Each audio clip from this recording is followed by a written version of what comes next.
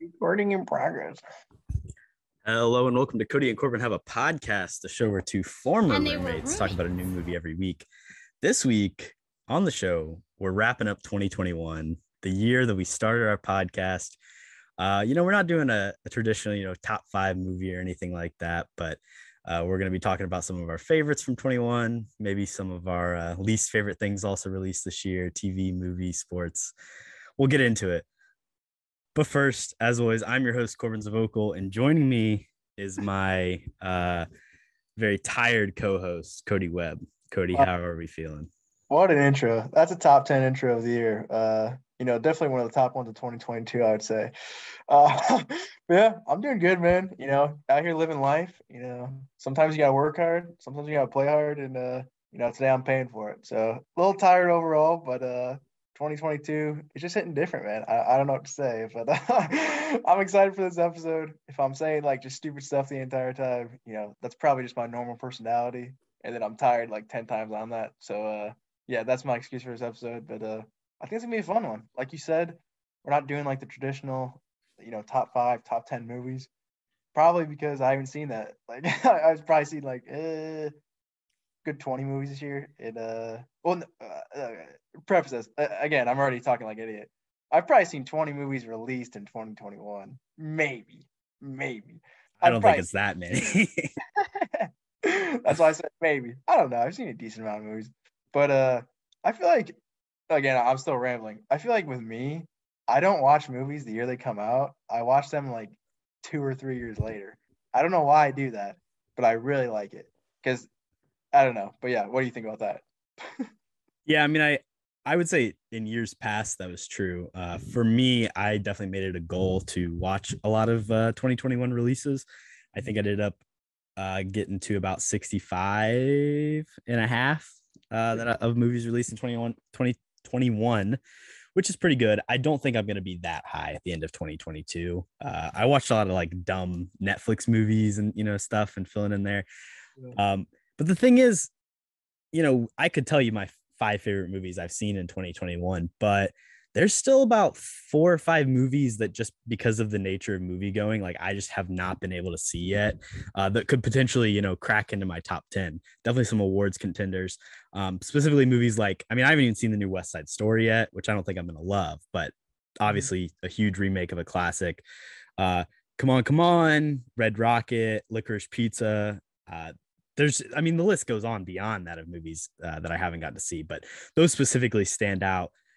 It's just like there's no way to see them other than like drive to Indy to go to a movie theater, and for me, like it's not necessarily feasible for every single one of these movies. So it's a little bit of a waiting game, and I'm sure I'll get them in at some point. But I figured we'd just kind of talk about some of our favorite things that we've seen this year, whether they're new or just something we newly discovered. As well as just reminisce on the podcast a little bit, since 2021 was the year that we finally did it. We finally got KHAP going. What does that mean to you, Cody, that we started the podcast? Here we are, 30 some episodes in. Yeah, man. When did we start it? What month was it? It was in March. Okay. It's funny. I don't usually do like New Year's resolutions, but one of my 2021 resolutions was start the podcast. I think I wanted to start it by February, but we got it in like around the middle of March. So not too bad. No, definitely solid. We've been doing this for a while, dude. I can remember those first couple episodes and it doesn't feel that long ago, but we've been cranking them out. Yeah, dude, 2021, I think for a COVID year, we did pretty well, started a podcast, started talking about movies. And I think it's turned into something pretty good, honestly, pretty good content. Like, I don't know, something in general, like I'll even listen back to. And I feel like that's sometimes hard to do, even like if I'm just talking like about random crap, I wouldn't listen back to it. So yeah, I think this is a good year of movies, good year of podcasting, and I'm just excited to talk about it, man. Yeah, and thank you to all the fans that have joined us at any point during the last year. Big shout out. Also, if you didn't notice in last episode, Cody had a new microphone. I think Cody has a special thank you he wants to give. Oh, we official out here now, baby. Yeah. The boy, he's been on the pod. My boy Aiden Cotter came out Christmas season, got me a nice little mic, dude. is that not the best friend you can ask for? Come on now. That's ridiculous. I am like not even a good friend, and he got me a mic for no reason. So you can't really beat that if I'm being honest. So yeah, shout out the guy. It's that teacher pay. He's spending it wisely. Why don't we go ahead and get into it, Kody? Getting us started on a bit of a sad note. What was the worst thing you watched this year? Just period. I'll tell you what, this is a great category to start off with. And funny enough, I'm staying in the pod here. We've done some stinkers on this podcast. And I'll tell you what, I'm not a big proponent of like bad movies. If a movie has like terrible reviews, I'm probably not gonna watch it. A la, Morbius. Yeah, I got two options here. You can pick one, choose one. I don't really care. First off, obviously, Chicken Little. Oh my god, dude! I knew this was coming. I hate this fucking movie, dude. Chicken Little is the worst animated movie of all time, in my opinion. You can't change it. There's really no positives. I don't even know what I talked about for best scene because there's nothing good in this movie. Half star on Letterboxd. You can't beat that. Yeah, you don't get time to defend it either. The other one, it's Ender's Game. I'm sorry. What the hell was that movie? I completely forgot we did Ender's Game, and that was like 4 episodes ago. A pretty well-viewed podcast too. I thought that episode was gonna kind of flop, but it stands out a little bit. I think that's a good episode of KHAP, but that's a terrible fucking movie. I agree. Haley Steinfeld, that's got to be the worst performance of the year, of the fucking decade. I take it back. She's terrible in that movie. But yeah, like I said, I haven't really seen too many stinkers. I don't think I had that movie this year that came out in like 2021. I was just like, I cannot stand this movie. So I went with some oldies, but still pretty bad. Yeah. What was your worst thing you watched this year? Something that we are not going to talk about in this episode is favorite and least favorite performances. But as they come up, if you do like Haley Steinfeld in Ender's Game, if it comes to you, that's a nomination for sure. Got to bring it up.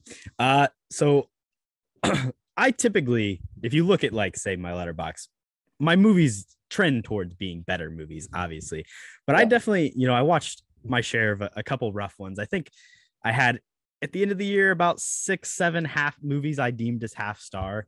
But I want to talk about the 3 worst ones. One of which was released this year. And it's a movie called Love Hard.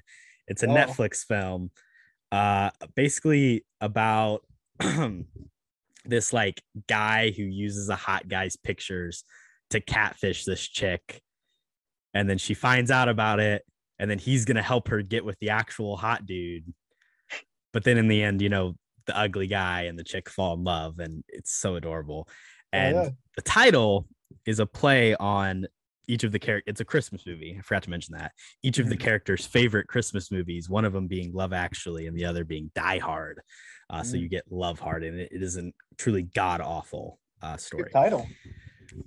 Cheesy Christmas movie. I hate that shit. So also, that just gives hope to people like me out here, dude. You can get a hot girl if you're disgusting and catfishing people. You can literally just catfish a girl and she'll fall in love with you as long as it's the Christmas season.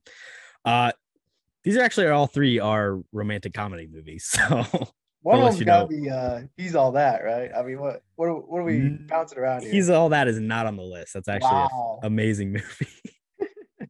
That is my second least favorite movie released this year.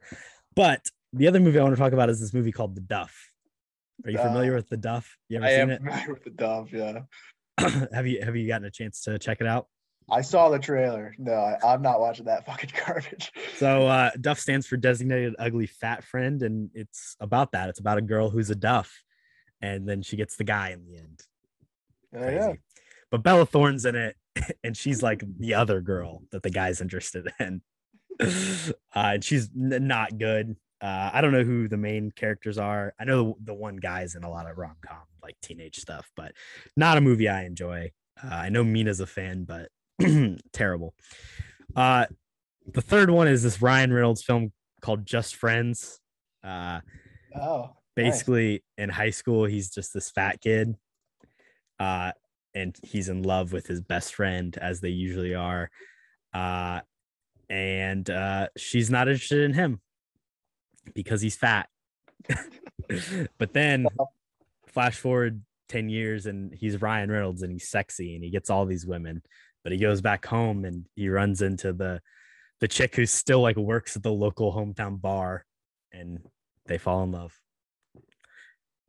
So yeah, Corbin I think you just hate love this year. I mean, what's going on? Three rom-coms? Come on. Three terrible rom-coms. Listen, there's some good rom-coms out there. But those movies awful.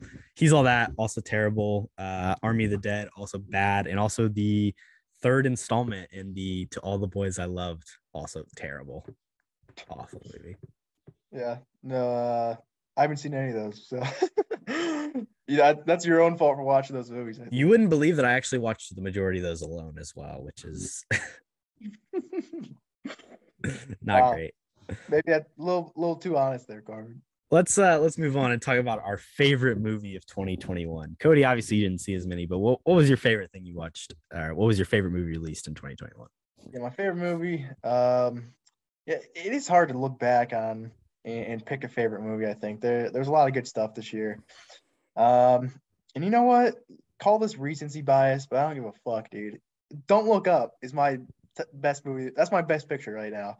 Obviously, like Carver said, we've missed a bunch of stuff, especially me. I haven't even seen Dune still, so I mean that's kind of tough. But Don't Look Up, dude. I'm here to defend this movie. You were ragging on it last week, and the more time goes on and the more I think about it, the better it is. Jennifer Lawrence, super underrated, I think, in this movie. Leo is just such a different character for him. I think it takes a little bit to get used to, but I think that duo is so good. And even though the supporting cast is also very, very good, like the supporting cast is the standout in this movie, I think they still can't steal the show from that duo. I think Leo and Jennifer Lawrence, the combo of them both screaming at the fucking TV when they're on live news is gold. I love the play between them there. And you know what? Say whatever you want about politics. I don't give a fuck about politics, dude. In my head, politics doesn't apply to everything. And I think what's his face? McVeigh. No.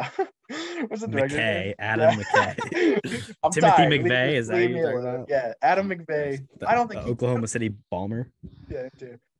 What? No. I don't think Adam McVeigh cares about fucking McKay. Yeah, I'm making a joke. I don't think he cares about politics either. He's out here making a fucking like a fun satire disaster movie. That's what this movie is. And for my buck, that's the best movie you could possibly think of to make. So yeah, I'm defending this movie as good as it gets. Also, I said this last week, but it literally is the perfect title. Just because that phrase of "don't look up," that would actually happen in real life, 100% if this happened. And yeah, I think it's gold all around. Good acting, good performance, great script. I'm a big fan of McVeigh. So what can you say? Don't look up.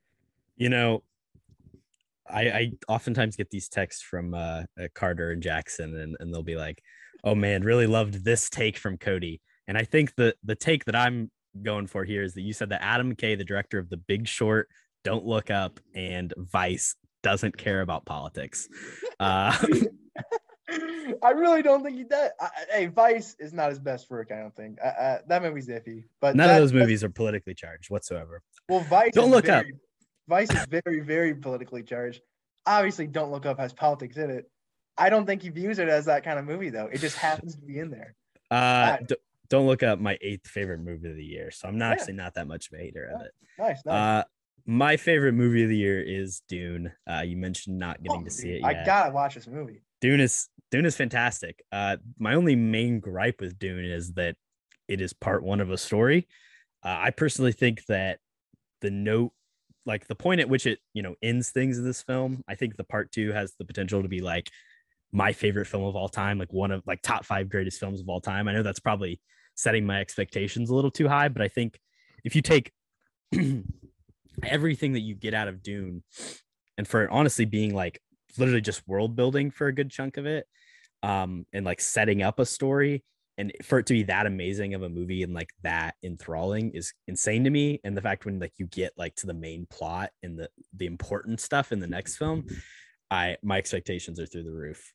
So yeah, Dune, best picture nominee. Don't think it'll win, but run it up. Timmy Chalamet. It's also got Dave Bautista in it, so it can't go wrong. Yeah, and kind of not a great character, or like just off. I think the real standout of that film is Aquaman himself. What's his name? Momoa. Jason Momoa. Jason Momoa he plays Duncan Idaho. I could only think of his character name. He's definitely the standout in that film. But hopefully, the thing that, and I can go a little mini rant here, is HBO Max did the whole thing where they put movies on their platform for a month and then removed them. Which, say what you want about that now, but here's the thing: if you're starting awards campaigns, HBO Max needs to get these movies back on their site so people can see them. Put Dune back out there. Put King Richard back out there here in the next month so we can see it before the actual Oscars happen. Because they did the same shit with Judas and the Black Messiah. Came out in February and then was off the streaming platform, and then they were having the Oscar race in March and April. And you just couldn't see this movie anywhere. Like, you could pay $20 to see it, but you couldn't see it on HBO Max. Put the stuff back on your damn streaming service. It's why you have it. Like, let people see these movies. I think they lost like a ridiculously amount of money this year. I think that's probably why. But I saw, they're not making any money now because it's not in theaters. And it's not like you're just building hype for like a DVD release. Which I legit think they lost like billions of dollars because they did that. But yeah, why not? Yeah, I don't know. Let people see movies. It's tough. Dune is one that I would recommend as a theater experience. I got a chance to watch it in the theater and on my laptop within a couple of days of each other. Definitely better in the theaters, but still a fantastic movie. If you haven't seen Dune yet, good luck in finding it. Where can you watch it? Yeah. Let me see. Dune. Probably on like Amazon Prime. I don't know. It's nowhere. You can pay $25 to buy it from YouTube, Vudu, Apple TV, or Google Play. So $25 if you want to see Dune right now. How much to rent it though? There's no renting available. That's bullshit. Yeah, I agree. Kody, favorite theater experience? Let's hear it. Yeah, I was thinking hard and long about this one, and I've had some good theater experiences this year. Especially the Marvel movies, those are always somewhat of an event. Obviously, I've seen other movies as well, but I feel like it wasn't really packed like Spider-Man No Way Home. I mean, come on, dude. It's the obvious. It is the obvious, and I was really thinking of like what could possibly, like, did I have a funny story or something? I do have some funny stories, but I mean, nothing beats the atmosphere of that movie, I think. Like, even my theater experience for No Way Home, it wasn't even the best, dude. There are a bunch of goons in the audience. They're just yelling stupid shit. But, it doesn't really matter at that point. I mean, when the Spoodermen are coming on the screen, it's electric. It's fucking electric. You can't beat it. And, that's my theater experience 100%. I mean, with the COVID year as well, I mean, I didn't go into a theater, I believe, until like May. Might have been Black Widow. And that was like June. So, yeah, I mean, I wasn't in a ton of theaters this year, obviously early on in the year. And obviously I had less theater experiences than you in general too. But yeah, I mean, there's just nothing for me that beat No Way Home this year, and it's not even close. So I had to make that my pick. Yeah, I mean, I agree. No Way Home is definitely my top. Particular moments of the film that we've already discussed, like when Andrew takes off his mask for the first time, when Toby first walked through, when Andrew caught Zendaya, like all these moments of just like collective gasps or cheers, and it was obnoxious, like you'll maybe see on Twitter where there's like everyone screaming and yelling for 2 minutes where you can't even hear the movie. Like, it's a good amount, everyone's involved, it's a collective moment. It just, like, I don't know, there's nothing quite like it. Like, I don't know of any other like at a sporting event you get kind of a similar thing, but I guess there's a nerdiness to it that you can't quite get with sports. So I do want to give some shout. I mean, my first time back in the theater this year was getting to see A Quiet Place Part 2. And I think that's a movie with the surround sound and the way the creatures are, like, great movie to see in a theater. Suicide Squad was another IMAX experience. Everyone loves James Gunn, just kind of laughing together, joking. And then Free Guy, got to shout out Free Guy, underrated flick. I knew you were going to talk about Free Guy. There's a moment in that movie where a YouTuber, I don't know if you're familiar with Laser Beam.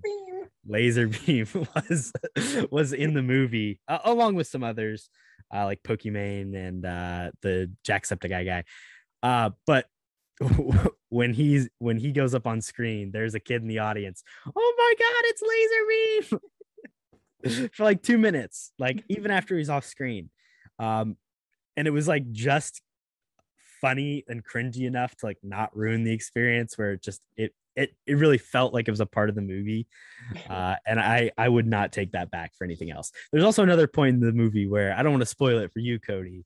A particular item appears and everyone kind of cheered, and it was pretty fun. So, and there's a cameo that's made. But yeah, those are my favorite experience. I do want to say my least favorite theater experience was actually seeing Shang-Chi. Really?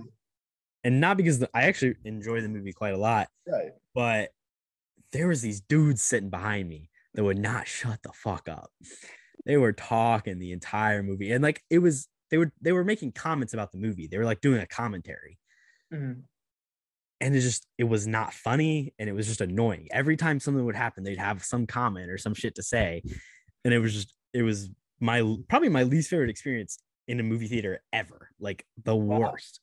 And it was just like, I'm trying to watch this fucking movie, dude. Like, shut up. That's tough. Yeah, what are they talking about? Like the dragons and stuff? Like holy shit, that's a big dragon. Like when like a character would make a joke and they had like some snarky reply to it, like trying to expand on the joke, or like when the little winged thing that Bing Kingsley hangs out with comes on the screen that makes them like comment, oh, look at that thing. That's one ugly motherfucker. Yeah, exactly. Like it's just like, shut up, dude. Like you're in a place, like everyone can hear you. That's the thing. Like they weren't trying to be quiet. They were doing it as like, hey, look at me. They think they're comedians. Yeah. Yeah, exactly. It's like, shut up.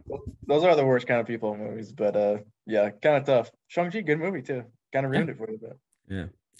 All right, Cody, what was your favorite underlooked movie of the year?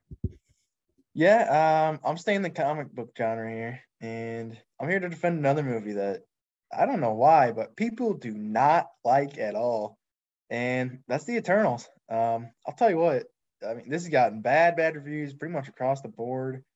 I think it's the lowest grossing Marvel movie like of all time. Is that right? I don't know, but it's close. I don't know if it's the lowest. It's the lowest maybe Rotten Tomato score for sure. The Incredible Hulk, but that doesn't count. I mean, I don't know what else would have made less money than this, but evidently everybody hates this movie, and I just don't understand it. The cast, solid. I'm a big cast guy. If you got an ensemble, I'm on board. Gemma Chan, I think she's a standout. One of my favorite like just new actors that I saw in a movie this year, who I didn't know who they were, and they really surprised me. And then obviously, the chemistry with Icarus, I think is good as well. And then the villain twist, I thought was sick. I did not see that coming at all with Icarus. He killed Salma Hayek, not very in a cool way, but I thought it was still well executed. And then, you got like the big themes. I talked about this before, I think, but like the person your partner, basically, you guys have such differing views on something that you have to go to war about it. I think that's interesting as hell. I don't think I've seen that in a movie before. Or at least not like with these massive stakes of a planet and an entire civilization on the line. Yeah, I'm rumbling on obviously, but obviously there's some fat with this movie. You got whatever the deviant villain is, and Angelina Jolie's in it for some reason. But I mean, you can always pick it at Marvel movies, and I don't know. In general, I'm just a fan of this movie. I thought the performances were really fun. Obviously, Kumail Nanjiani got jacked. And he's really funny as well, but he does kind of disappear in the third act. I think like the ensemble as a whole is just solid, and I was kind of excited for the sequel, but I don't even think they're going to do one because nobody likes this movie and nobody cares. Chloe Zhao, I mean, she's top 10, top 5 director in my book working these days, and I say, dude, give her a shot at the sequel. I don't know why you wouldn't do that, but yeah, I'm here to defend the Eternals today, boys. I got you. Hey, I think it's just a pretty mid Marvel movie. That's kind of my take. I don't think it's bad. I just think it's like I think it's better than Shang-Chi.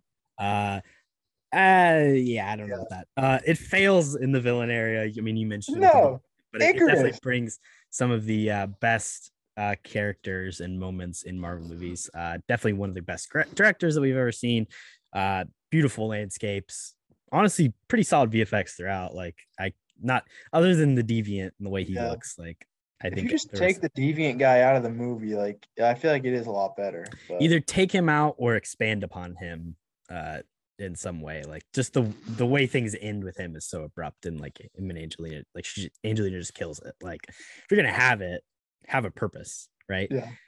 And wasn't it Bill Skarsgård played the Deviant? Like what a waste. Yeah, that is a waste. That dude needs to come back to the MCU because that's a joke of a role for him. Yeah. Very strange all around. But underrated. I would agree with you. Underlooked. Thank you. So mine are gonna be, my first one is Plan B. I think maybe I've mentioned it offhandedly at points throughout the podcast. It's a movie that is kind of people compare it heavily to Booksmart because it's about two girls, and it's like a teen comedy. People say a mix between Superbad, Booksmart, just kind of that teen comedy hanging out. But essentially, the premise of this movie is where two teen girls like have a party, and then the next day, after one of them has sex with someone, they have to travel across state lines in order to go get a Plan B pill, because the state, I can't remember what state it is that they're in, is basically like it a conservative Midwest state where they don't have easy access to a Plan B pill, so they have to go on this big road trip and adventure, and it's just a really fun and interesting movie that I really don't think a lot of people checked out. It's available on Hulu, and it is just a lot of fun and like a good time, and I really appreciate it. Other movie I wanted to mention was Zola.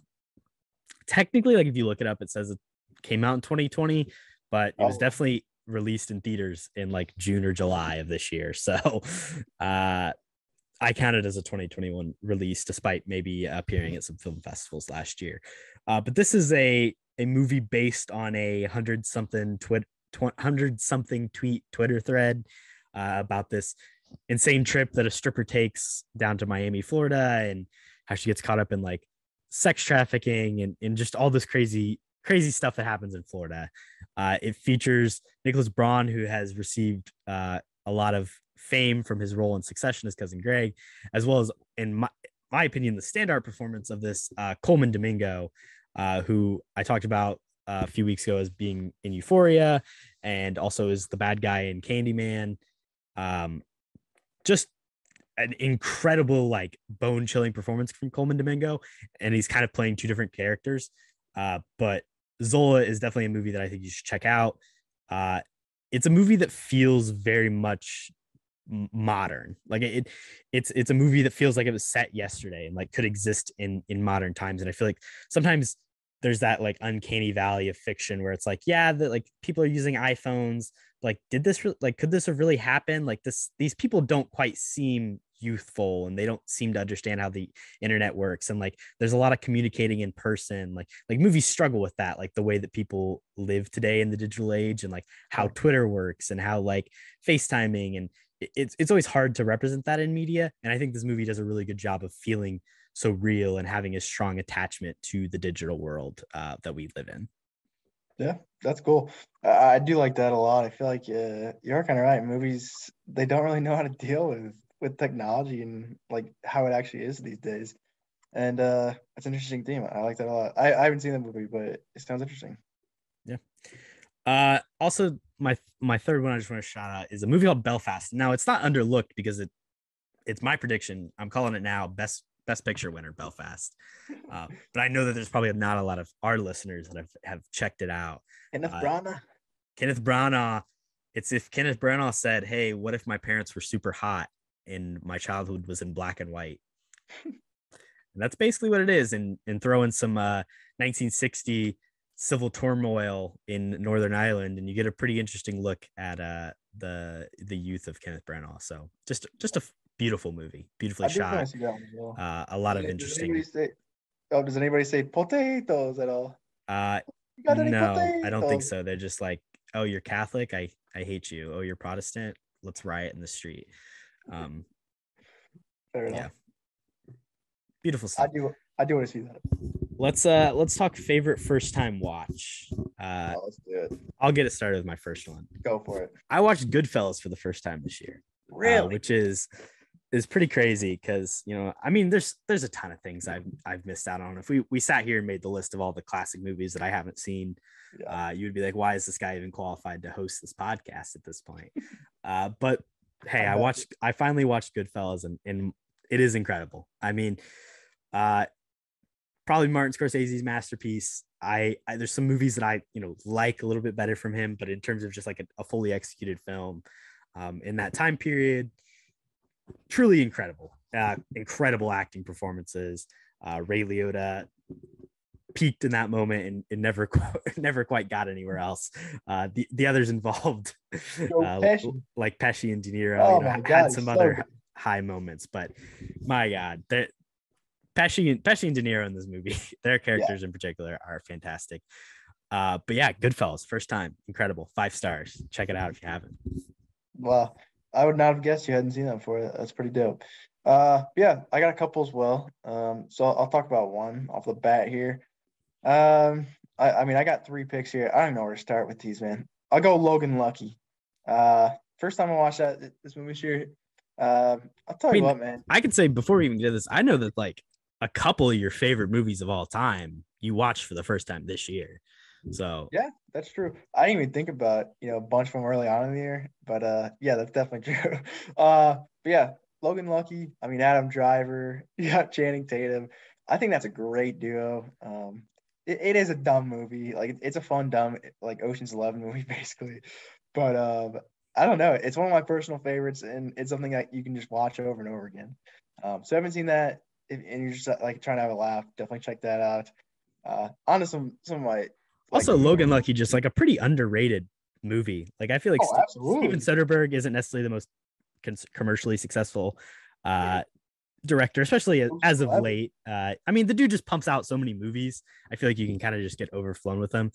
But Logan Lucky, definitely like one of his best movies. So I think Daniel Craig also stand out. Love that guy. I don't know, like he can do any accent. He can look any sort of way. And I think Daniel Craig can just steal the show out of any movie out there. Big fan of that guy. I don't agree with that, but move on. I know you don't. He's good in that movie. But yeah, I did want to talk about Prisoners as well, which I have, talked about a little bit before. But oh man, this is a freaking good movie, dude. It's so intense. It's like 2.5 hours long. I was literally sweating the entire movie. After it was over, I had to go take a shower because I was like, I'm disgusting right now. I literally just sweat for like 2 hours. It's unbelievable the tension that Mr. Villeneuve can just create out of nothing. Obviously, we're dealing with some serious subject here, and you care about these people. The setup is great as well with the families. Hugh Jackman, obviously, one of the better performances I've seen in a long time. He made my top 5 list. And this had a big part of that. But I mean, just overall, I've talked about this before, but the themes of what would you do, to get your family back? It's some dark stuff, man. It can take you anywhere you really want to in your mind.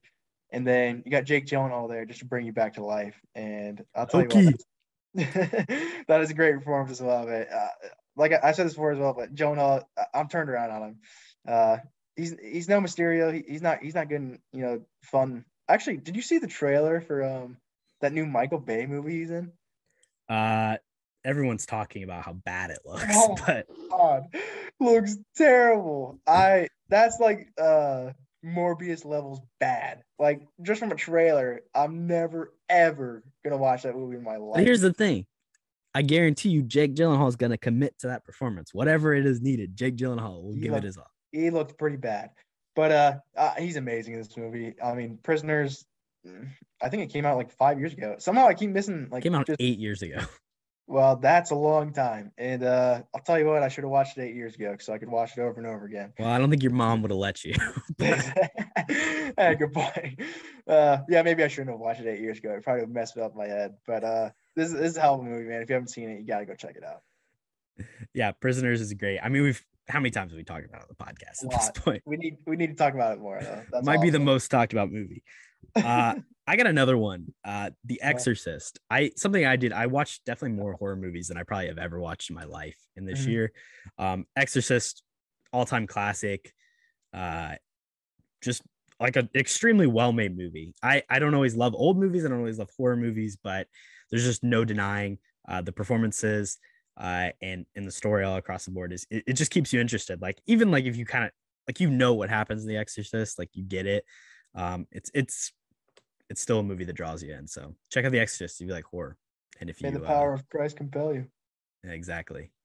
And I mean honestly, like an iconic movie in that way. Like how many times has it been parodied Yeah, and brought up and it sets the basis for what modern horror becomes, following it. So yeah, 100%. I do have one more that I wanted to shout out, and you already talked about it a little bit. It's Booksmart. Olivia Wilde, hell of a director. Maybe not the best person, but we look past that because Jason Sudeikis is in this movie anyways, and we like him too. But yeah, I mean, this is the ultimate teen comedy in my eyes. I got it ranked over Superbad, which is definitely controversial, I think. But I mean, Beanie Feinstein, breakout performance. One of my favorite actresses, and she hasn't done shit. So, I mean, in general, I think this is a perfect movie. It really is. Scene to scene, you can break it down.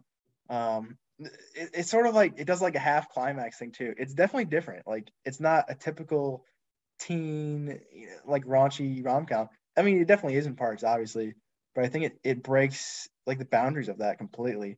It just has some weird, just cut up different scenes.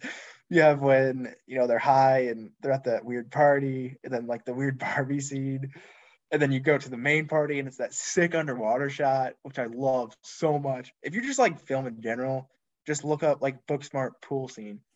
Such good camera work, such good like use of music. I sound like a film snob just talking about this movie because just the technical side of it, I love so much. And yeah, whatever Olivia Wilde does next, I'm on board just because I think she's a great, great director. And the story's great as well, but just the direction in general of this movie is one of my favorites. And for a first time viewing, it's got to be on this list. I'll tell you what, Olivia Wilde gonna be having another movie come out next year with Florence Pugh and Chris Pine, Gemma Yeah, Chan, Nick Kroll, Harry Styles. Pretty good cast. Little 1950s action. I'll definitely check it out, and we'll see. We'll see what Olivia Wilde has to do following Booksmart. I'm gonna be honest.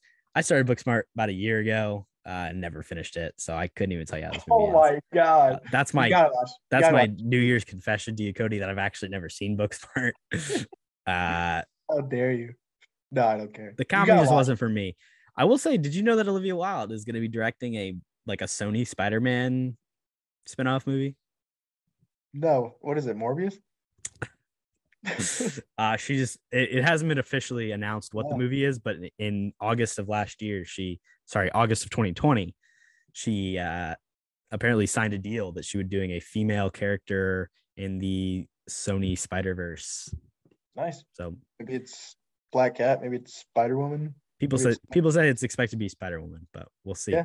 That'd be I don't know sick. when that's coming, but Probably look out for never. that on the on the radar. All right, let's move on. Speaking of superhero movies, Cody, what was your favorite superhero movie of the year? Absolutely. Yeah. There were quite a few. Some good, some bad. My favorite by far was the Suicide Squad. I think this is the easiest pick of the night I've had. I was considering it for best movie, but I mean, if you got best superhero, you got to throw it in there. Um, I've said it once, I've said it 100 times. The cast is amazing in this movie. You got breakout characters, you got solid all around. My favorite, personally, obviously, you got Peacemaker. John Cena's getting a TV show that probably won't be great out of it. And then Did you see that trailer? I did. It looks decent, but I don't know. I like the eagle. Yeah, the Eagle's stupid. I don't like the Eagle. But Ratcatcher 2, that's my favorite character in this movie. And if you'd have told me that before going in this, I would have told you you're an idiot, because why would I like Ratcatcher 2? But I mean, she's the heart and soul of the movie, and James Gunn just knows how to make like just such relatable and fun characters as well at the same time, which I really enjoy about him, obviously. And then also like in the middle of this Suicide Squad movie, it's also the definitive Harley Quinn movie, which I love. that scene, obviously, with the javelin and the flowers instead of the blood, so good. That's just James Gunn written all over it. And yeah, I like I said before, I don't really need to see anything else from Harley Quinn. I think this is her movie, and obviously Margot Robbie's a star, so they're probably gonna keep doing it. But I think this is a good ending. And yeah, just to continue on, I mean, the gore, it's fun. It's ridiculous, but it's fun. And you were talking about last week, DC's dead. I think DC's fine, dude. If they keep pumping out stuff like this, if they keep hiring James Gunn, you can't really go wrong there. And I like some of DC's movie in the past 5 years, and I'm excited for a bunch of stuff coming up. But regardless, this is by far my favorite superhero movie of the year. This is not my favorite superhero movie. Is my second favorite movie. I think honestly, doing the Suicide Squad episode in the future would actually probably be a lot of fun because I have a lot of bad things as well as good things to say about this movie. In the same way that I did with my favorite superhero movie of the year, which is Spider-Man: No Way Home. Yeah. Obviously talked about it last episode. Just a culmination of so many different things that it's a good story. We obviously had our qualms with it, but it could have been a lot worse, and I still probably would have loved it. Yeah. And it was pretty decent, and it's got Toby and Andrew in it, so fuck it. Best superhero movie. I'm not gonna. I saw it 3 times. I'm not arguing with that either. Yeah, that's fair. But Suicide Squad number 2. Going on to favorite superhero TV show. Now, I'll be curious to see if you have something that isn't in the Disney plus Marvel land. There was some, other superhero TV shows that were released this year, stuff like the animated series Invincible, Doom Patrol, Titans, maybe Flash season, whatever, Supergirl, who knows. But for me, Lois and Clark, it's gonna be Superman and Lois, I believe is what that show's called. I forgot about that. For me, it's gonna be 2 Disney Plus superhero shows that I thought were the best. And I'm coming in with Loki and Hawkeye as my 2 top 2. I think WandaVision was really good, and as a probably cohesive project, maybe the most impressive all across the board. But I think the moments in Hawkeye and Loki as a whole make it stand out a little bit for me. Particularly, listen, I think the 3rd episode of Loki is not very good, but I think the finale of Loki is probably one of my favorite 30 minutes of any MCU thing. Jonathan Majors and Tom Hiddleston, and I'm sorry, I can't remember who plays Sylvie. The 3 of them having their conversation is just so interesting and so fun. And Jonathan Majors is just acting his ass off. So the finale Loki is great. And also just Owen Wilson throughout that whole series, and jet ski. The future implications that it was basically the first multiverse, kind of, WandaVision. It seemed the most prescient at the time. And I think in the moment, and then Hawkeye, bringing things back down to earth, and then introduce Florence Pugh as Yelena in those final 3 episodes pretty much stole the show for the majority of the time she was on screen. Her and Haley had a particular scene together where I think they were going back and forth a little bit, but at the end, Florence Pugh just blew Academy Award winner or Academy Award nominees left and right off the table. Haley Steinfeld, Jeremy Renner, get the fuck out of here. I'm going to do this terrible Russian accent and be the best part of your show. But it was still great. It was great before she even showed up. My main complaint is just kind of a weak finale, which I think, other than Loki, these shows kind of all struggle with is weak finales. Yeah. And they do this. I mean, they're not really seasons of television though either. They're not following TV formats. You don't see the villain until the end, and I think these TV shows could be a lot better. Hawkeye and Loki are both a little bit shorter. Makes them feel just like one movie that they could have just released. Let's just give us a 4-hour movie. I don't know. Yeah. But those are my 2 favorite superhero TV shows. What about you? Yeah, those are my 2 and 3. I'll keep talking about them for a little bit because I do have some stuff to say.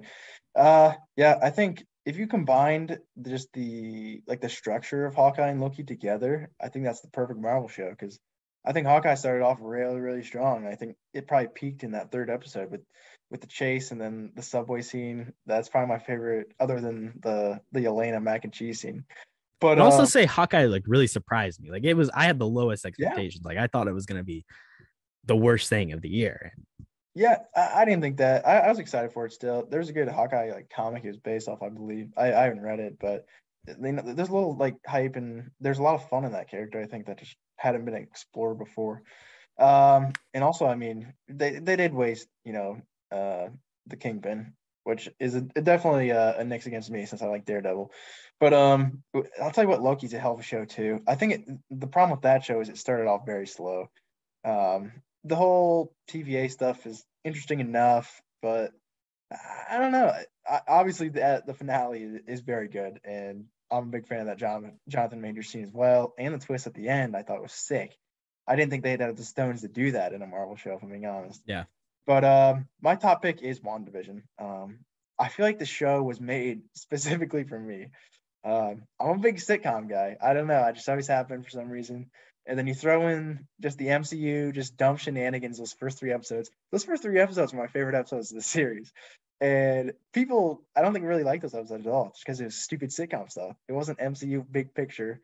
It was just, why not have a Wanda and Vision like TV sitcom in black and white from like the 60s and 70s. I love that shit. And yeah, their relationship is also really fun as well, where Vision's trying to figure out the entire time.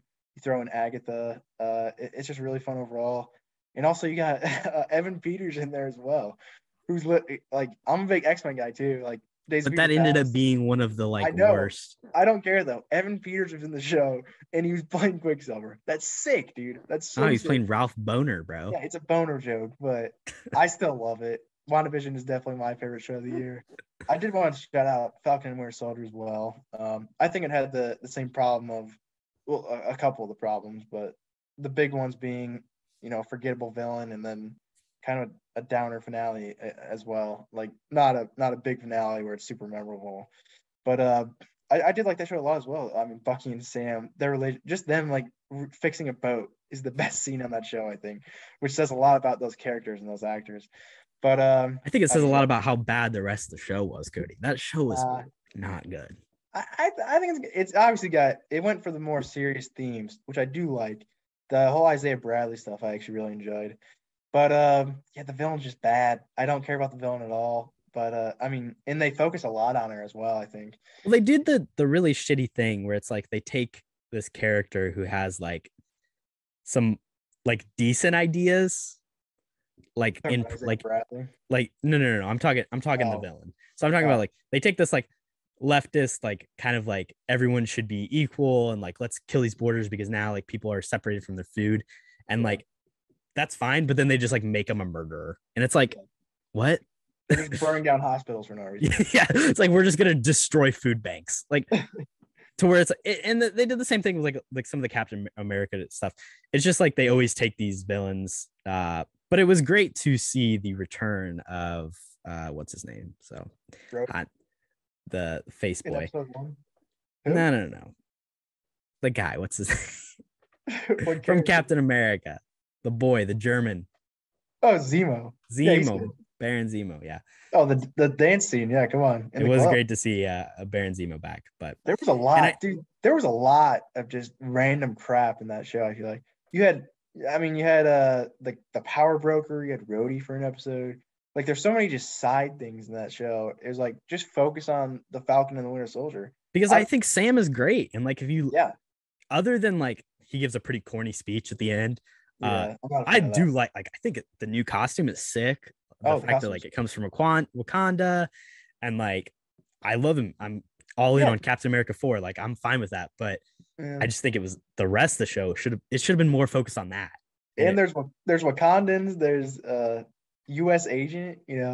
The new Captain America. I think there's just too much in that show, and yeah. it's hard to grasp in like 6 episodes or whatever it was.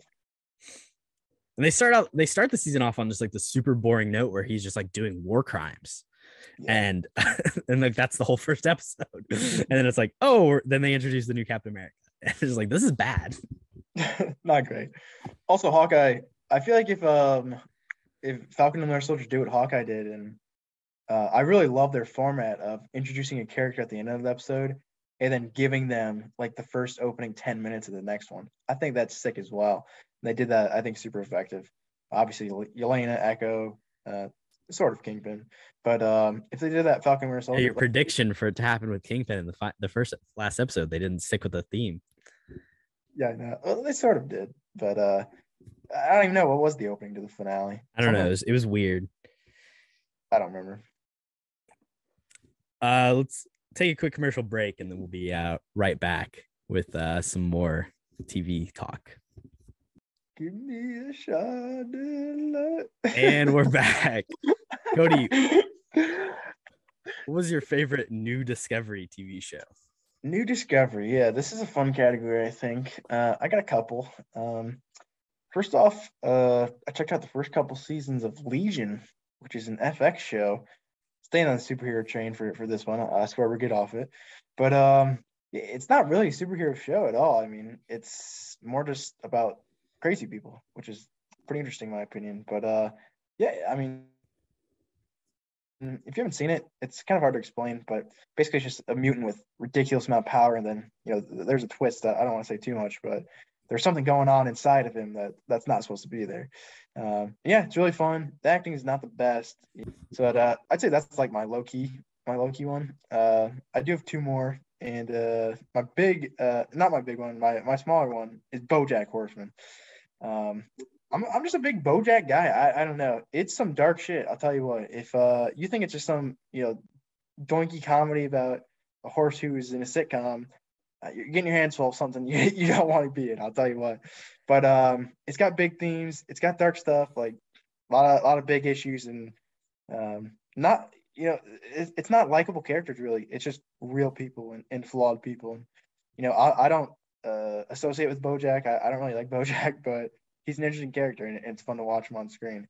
But yeah, I'd say I feel like if maybe you're not like the most positive person in the world, definitely go watch BoJack Horseman, because it's something that just I enjoy watching. So yeah, that's my new discovery this year. Yeah, you're obviously much more of a TV guy than me. So my discoveries and even my favorite TV shows are. I mean, I probably watched like 4 different TV shows this year, and I would guess that the number is much higher for you. Oh yeah, I watched a lot of TV this year. But for me, my first one I'm going to say is Ted Lasso. So this is the year that season 2 came out, but I got my new computer back in March, I believe, and with it came a year free of Apple TV Plus. So I was like, all right, let's check out what's on here. Ted Lasso, let me fire it up. I think I've watched that season probably like 3 different times because I started watching the show and then I was like, this is really good. And then I like showed it to Mina and I started watching it. And then my friend Liam, I was like, hey, I have Apple TV Plus. Like, you'll like the show. A couple months later, I started watching the first season. I watched the second season. When it came out, I waited until I was back with Mina and then we binged the whole second season in a weekend. And then my dad was in the hospital earlier this year and he was watching the first season of it. And I was sitting there like watching some of those episodes from the first season. It's just so good. Like, just a genuinely like great show. And I think some of the best TV that we've seen in years. Obviously, I'm a huge Scrubs fan, and Ted Lasso is created by Bill Lawrence, the creator of Scrubs. So that type of comedy is a little bit evident throughout. It's this very like, you talk about BoJack Horseman. If you're like a negative person, like Ted Lasso is like the most positive comedy of all time. Like it isn't out there to hurt anybody. And in times like there are today, sometimes it's good to have a little bit of positivity in your life. I think the second season pumped up the drama a lot more, highlighted characters that were not highlighted in the first season that I think were really interesting choices. And yeah, I'm really excited for wherever they take things in season 3. I got a new big villain coming. So and it's fun also, just like the American in like England, just like aspect of it, like as being an American. I think that also is something that is just really great. So yeah, Ted Lasso, can't recommend it more highly. The second thing that I got to mention, this is the first year that I've actually watched a full season of Survivor. So oh man, I've seen Survivor before, but we'll count it as a new discovery for 2021. Actually, I didn't know how the show like worked at the end. So I learned something new. Another format. I understood the whole. Well, I kind of understood the jury because people always called the jury, so I figured I knew Yeah, what that meant.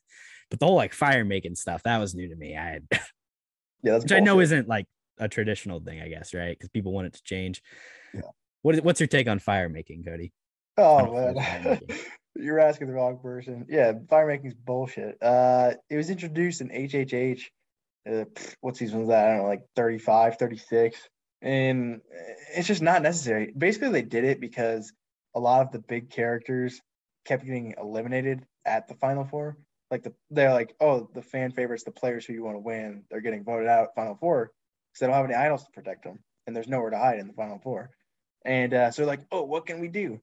Oh, make a fire making challenge. What has the fire making challenge done for Survivor? Not shit. It's provided like two good fire makings, and one of them was this year, and It didn't it really have an effect. didn't matter at all. Yeah, it was It didn't just matter who good won. entertainment.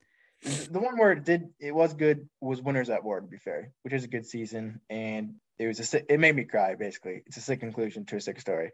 So check that season out. But any modern Survivor, the fire making doesn't really matter. I mean, we can go. I could talk about this all day, but Edge of Extinction, obviously, it also matters because it's Chris Underwood coming back after he got voted out on day 3 and taking out Rick Devens, who played 5 idols. So, I mean, it does matter in the grand scheme, but it's just dumb in my opinion. And, but yeah, going back to the game, that's funny. You don't know how the jury system works out that way, which is very funny. But yeah, what do you think about the season of like Survivor though? I do want to hear your opinion on it. I mean, I get it. I understand why people like the Yeah, show, yeah, right? And I think, I mean, Survivor is like a really amazing production. Like, I mean, yeah, you talk about like we've talked about like the editing and like the way the cut comes together, but just like the amount of cameras and like the stuff that goes into that. Like I saw a TikTok I think earlier in the year of like Jeff Probst breaking down like a particular scene of like, yeah, so we knew here like this is where the divers had to jump in and like get this shot and like yeah. how everything is so coordinated and planned out like to get something that's so cohesive is just really impressive. And I mean it clearly works. People clearly enjoy it. Here we are 41 seasons later, almost 20 years or like 20 years, over 20 years. It's a good show. I'll be checking out 42. Hell yeah. We'll have Survivor Talk continue on this show. But yeah, the production value is something that's definitely improved over time on the show and definitely something that makes people want to come back, I think. I think it's also just like a great show to talk about. Like I think it's a really easy Yeah, show to like have discussion about. 100%. Even more so than just like a piece of fiction because it's like it's real people and like Yeah, put it in the situation. So that's what makes the show, the cast, 100%. I did have one more show that I discovered this year and I wanted to talk about. go for it. And I tell you what, I binged the shit out of this show. It's Breaking Bad. My goodness. Mm. I had seen season 1 before. I believe it was a couple of years ago I watched it, and it didn't do much for me. So I stopped watching it for some reason because I'm an idiot. Um, but the character study of Walter White is unmatched, I think, in television. I, I I think the last season, although maybe unnecessary, just added to that character in such an interesting and complex and like easily flawed way that I really love. He's not the hero. I guess I mean this is more BoJack Horseman talk, but this is some negative stuff he's doing to his family, and the story with his family it's kind of worn down at the end. It's kind of like where do they go with it in the last season? I like the angle where his family sort of gets involved. And then the confrontation with Hank is also Hank's also my favorite character of the entire series. Love that guy. Not a better guy in the world than Hank, if I'm being honest. But dude, Breaking Bad's some great TV, dude. I mean, Los Polos Hermanos, the cartel. There's so many great moments just in like 4 or 5 seasons of TV. And I am the one who knocks. Him laughing like the Joker. Say my name. I mean, I can go on and on, but Breaking Bad. Uh, I mean, even if you don't like the first couple seasons, like just keep watching for the characters, and it gets 100 times better very, very quickly. But yeah, that's my big discovery this year. If I'm being honest, I don't know how I missed out on this before. Yeah, I think something really impressive that uh they're able to do is like bring in characters that are super compelling. Like, Yeah, you mentioned it's all like good. Giancarlo Esposito and Jesse Plemons' character, like bringing in villains and Even continuing Jesse like to Plemons. expand the story. But Jesse Plemons is a psycho. Love that guy. let's move on to just what was your favorite TV show released in 2021, Cody? For this one, and not a ton of great TV was released in 2021. I don't think there's definitely some standouts, and my favorite overall. It's a recent one as well. It's Squid Game. I think for me, just I don't know what the word is, the iconicity, the iconicness. Maybe that's it. Uh, I think when I think of 2021, maybe in 10 years, I'm gonna think of Squid Game when I'm thinking about TV. Obviously, like movies and stuff is different, but yeah, I don't know. I really just connected with the show. Obviously, the concept is not that crazy. It's just like any other, kill them all or be killed sort of game. But the script and the acting and the design of the show, I thought was very unique, very cool, something memorable. And Did you yeesh. watch it with subtitles or in the English dub? I didn't do the dub. No, I did the subtitles. The dub, I like had the dub on for like a minute. I was like, what the heck is this? But yeah, the performances are so great as well. Deep cast. Some of the actors I do know, probably don't know their names, but they're very, very good. A lot of people like just in Bong Joon-ho movies, like just carry over from that. Who I know them from. But yeesh, the twist. The twist got me, man. I would have never guessed that in a million years. Dude, I thought the show was over and I hit the controller and there's like a half hour left and the old man shows up again. I'll tell you what, I don't know. It just struck a chord with me. Even the dinner scene with the steaks and just a lot of emotion in this show, which I didn't expect, man. And it stuck with me. It's one of my favorites probably in the past 10 years. It's up there with me, I think, with probably Breaking Bad and like Prison Break and those sort of shows where yeah, something about it it's just different. I don't know how to describe it, but when I connect with a show like that, it's sort of just like that's in my top tier forever and it's never gonna move. But yeah, Squid Game, I'm a big fan. Yeah, I never got around to watching it, but I heard a lot of great things. Did So you really not? What? yeah, I didn't. We Dude, were I just talking don't watch TV, bro. talking about it before, and you were pointing out flaws and stuff in it. I swear, I don't know. Nah, That's messed I up. You watched gotta the Mr. Beast Squid Game. That's yeah, I watched that too. Not as good as the show, but yeah, not you impressive. gotta check out Squid I Game, mean, dude. like I saw all the TikToks and stuff, and like I get the general idea, but yeah, I don't know. Just it's not even that big of a commitment. Like I could watch it this week, but Only I like kind 10 of episodes, I yeah. when it's like something on Netflix that's super popular, I kind of like Yeah. stray away from it. Like I was the same. I didn't watch Stranger Things till like 3 years after it came out. And that first season is fucking that's on the same level I think still. especially this year, I was just like less interested in like the super pop. Like I mean, Yeah. I never have seen Bird Box, but like stuff like even season 2 of Outer Banks, like I watched the first season of that show and I was not into it. I didn't watch But I say that. all this, Queen's Gambit, Oh, really? fantastic show. Nice. Probably, I'm gonna. I have two things I'm gonna say here. I'm gonna say they're both tied for my favorite, but I think Queen's Gambit was really great. Anya Taylor-Joy had been a part of the greater Hollywood duplex for a while, but I think this was her coming out party for everyone, and now she's like one of the biggest things in Hollywood, and everyone's trying to put her in the next Spider-Man movie, and Yeah. she is like really fantastic, and she's a very interesting person to look at, and just like the way she is on screen. Anya Taylor-Joy is I just think she's really unique. Um, I think she can play like characters that are a lot different than just like your average person in Hollywood. So really excited for what she can do moving forward. My point is she can kind of do the like dark and mysterious thing as well as like I don't know, be at the center of something. So Yeah. uh, That's what she did in the New Mutants movie, right? That came out this year. it's a good performance. You're right. I did watch that movie this year. It was not great. That's a classic. That's a 2021 classic. Technically, it was released in 2020. Eh, It came out in theaters in like December, I'm pretty sure, okay. or like This never November. counts as 2021. But again, it was 2020, so no theaters weren't open, but it was in theaters. Yeah, exactly. Never came out in theaters in 2020. It's like, I mean, Tenet came out in 2020. It's the same thing, but That's true. That's a it good was movie. when COVID was worse. My second thing is going to be Sex Education season 3. Yeah. Everyone needs to watch Sex Education. Sex Education is so good, especially like if you're a young person. Watch Sex Education. Those Brits, man, they can make some good TV. I don't know what to tell you. Yeah, both your shows are British shows. Well, I don't know what to tell you. What about Peaky Blinders? The thing is about like Queen's Gambit. Mm-hmm. I don't like TV that much, but Queen's Gambit is like I don't know how long it is, but like a 6 hour movie. Like that's all it is. It's a mini series. There's no sequel. There's no season two. Like it's got the production quality of a movie. It insane like editing stuff. Some of the stuff that happens in this is like really impressive visual effects, editing, graphic use, um, and like beautiful landscapes, crazy production design. Like it's just it has the budget of a movie, and it is a movie. It's just in 6 parts or whatever, or 8 parts. Right.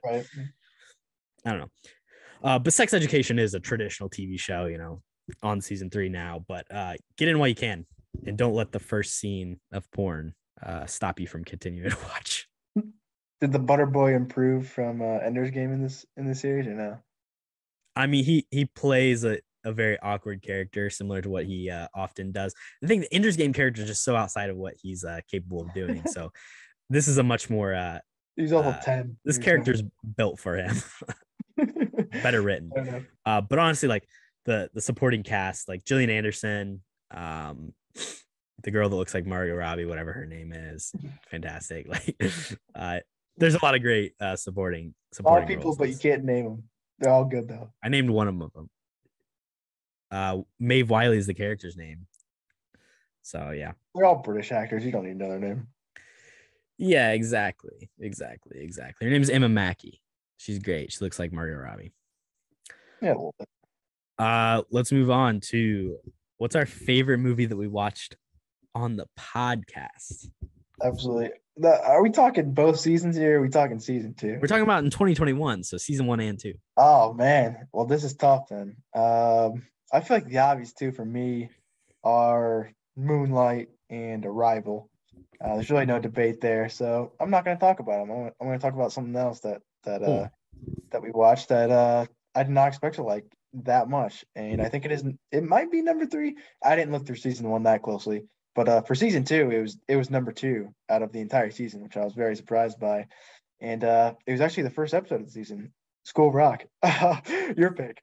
I'll tell you what, this is a damn good movie, dude. Such good music. I was hating on this movie, I think, before I even seen it as well. And I'm a big fan. I think you kind of hate on it in the podcast, too. Oh, I did not. I gave it like a 61 out of 69. Okay. Miranda Cosgrove's terrible because she is. But yeah, I mean, Jack Black. You gave it a 60. That's a damn good score. But you gave Fast 5 a 61. The Departed 65, Moonlight 67. That was season. Okay, The Departed's in that category. The Princess Bride 63, Gone Girl 60. Yeah. For season 2, it's number 2, I think. But I mean, Jack Black's born for this role. So good, so charismatic. He's got a fun villain. I mean, Sarah Silverman and the guy from Survivor, Ned Schliebly, great duo there as well. And the kid actors are fun. They're great. Other than Miranda Cosgrove, cough cough, but everybody else is really good. And yeah, it's something I just would not have expected to be one of my favorite movies we did on the pod. I think it was a fun movie to talk about as well. We were doing a little jam sesh halfway through, but yeah, Jack Black, can't beat him. Okay, I did not expect that. I think that exactly. Great picks. I mean, I love School Rock. It is really a fantastic movie, and I don't think there's any denying that. For me, there's an obvious choice. I think same as you. With like your Moonlight and Interstellar. For me, it's Lady Bird. I just love this movie, and I can't even really describe it. I think I've said that multiple times, but I was thinking about it, and like honestly, I think there's only maybe one movie that you got me to watch that I watched for the first time, because I've seen I think everything. Two movies. So Terminator 2 and The Princess Bride are the only movies on the podcast that I've watched. Good movies. For the first time, and I didn't honestly love them that much. So, but for the most part, I mean, we watched a lot of good movies that I love.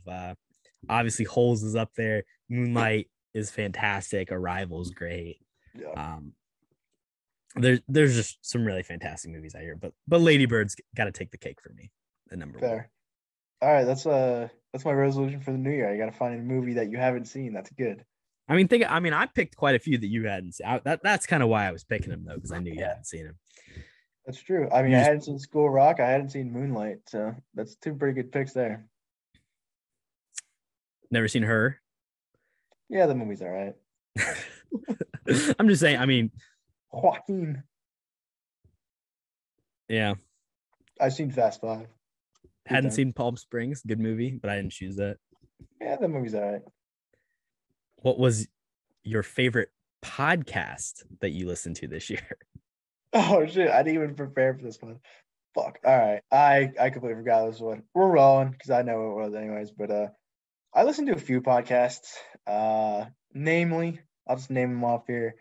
Obviously we got the Rough Cut retrospective. Shout out. They're probably not listening because I'm talking. But they skip those parts. They do. I sent them actually an edit. I sent them an edited version without you in it. Fair.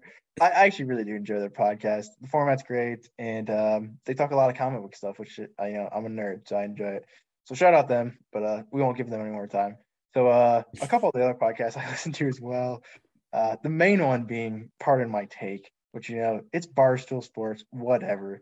But the characters on that podcast are next level. You got Big Cat, you got PMT, you got what's his name, the Billy Football. Oh man, undefeated. They have such good guests. Anybody and everybody you want in a sports talk show is there. They're idiots. They're just like me. They're not actual Barstool guys. It's Big Cat. Go follow Big Cat on Twitter. He's literally me, but a Bears fan. But yeah, big shout out to that. Also, the Pat McAfee show. They just got a big deal as well. Obviously, the former Indianapolis Colts punter. He's a big sports bettor, which I respect. I've been dabbling a little recently, but yeah, they just got monster money. I'm happy for that guy. Going from the Colts punter to like a multi-million-dollar guy supporting a lot of people is very cool. So yeah, I probably have dropped off in my podcast listening this past year. Since I got like Apple Music, since I mostly just listen to that. Like if I was on a car ride, I would always like turn on a podcast. I used to listen to like David Dobrik, like Views and stuff, but I'm not a big fan of his anymore, if I'm being honest. He's fallen from the good graces. He's fallen way off. But yeah, I'm not a huge podcast guy, like I said, but those are definitely my recs. So I do listen to those three pretty consistently. You didn't mention your love for Call Her Daddy, but that's okay.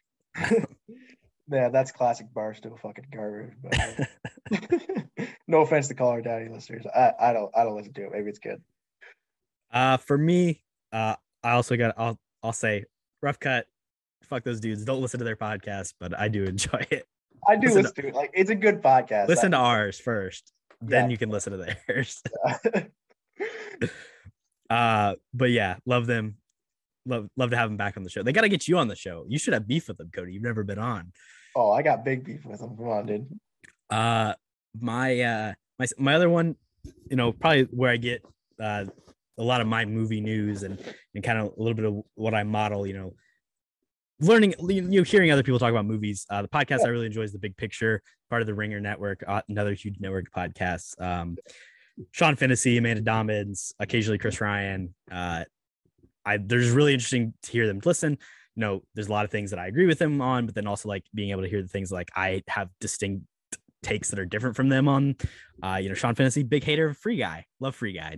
Wouldn't let him ever bring it down. But it's honestly just like a great like resource for suggesting movies, and like there's so many movies like Plan B I would have never checked out if it wasn't for listening to The Big Picture. And it's just like small stuff like that'll come up. Add to the watch list. Go check it out at some point. And that's why I love The Big Picture. And they also do a bunch of movie drafts, which is kind of, we've gotten our movie drafts from that podcast. So yeah. The other one, also not a big I do hate Barstool as well, but I'm a fan of Lil Sass. So come on, that kid sucks. I'm a little Sass lover, so I've been checking out Son of a Boy Dad recently. It's not too bad. It goes borderline into getting a little too barstooly, and I haven't listened in the last week, but I was into it for a little bit. I like some short clips of it sometimes. I follow him on Twitter. It's good. It's good in small doses, I think. I listened to a couple of episodes.